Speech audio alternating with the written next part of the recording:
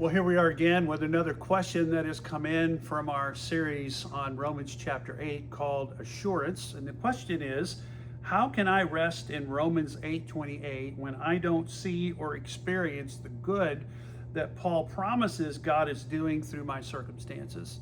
And I think that's a question all of us wrestle with because we know this verse. It comes in our lives often. It's quoted to us when we're going through a valley or through a trial, and somebody comes along and reminds us that God is using all things for our good, and Romans 8:28 enters into the picture.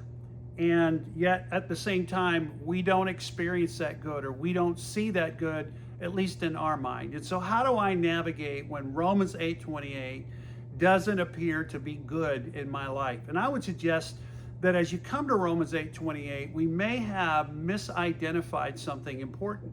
Paul actually says this in Romans 8:28. He says, "And we know that for those who love God, all things work together for good for those who are called according to his purpose." And what we discover about that verse is that God is at work in all things for a particular good that he is accomplishing through the lives of those who are called according to his purpose. And whatever that good is, it's tied to that purpose. So if I'm going to understand the good that God is producing through the circumstances that are going on in my life, I need to understand what he's up to. And what he's up to is found in verse 29. Notice what it says in verse 29. "For those whom he foreknew, he also predestined," and here comes purpose number one, "to be conformed to the image of his Son, in order that," here comes purpose number two, "he might be the firstborn among many brothers." And so here's what God is up to. God is up to two big things. He is up to big thing number one, conforming me to the image of his Son so that I look like his Son morally, ethically. I think the thoughts his Son thinks. I respond the way his Son responds in life and to circumstances and to people. I value the things that his Son values. I am conformed to the image of his Son in order that big thing number two, and the ultimate thing God is doing, is that there would be many people who are glorified who look like his Son.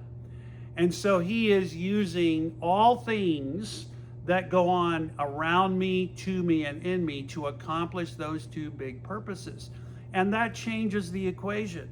If I'm looking ultimately for a particular good to come out of the circumstances that are going on in my life, and that's not the good God is actually up to, I'm going to get really frustrated at a certain point with God, with myself, with the scripture, and with really my life being committed to Christ. But if I understand what God is up to and I properly identify the good that God has purposed to do as conforming me to the image of his Son, and number two, even more importantly, so that there would be many people who are conformed to the image of his Son who are just like him, then all of a sudden this verse takes on a very different perspective. I hope that's helpful to you. It certainly has been very eye-opening to me, and it puts a lot of things in perspective for us.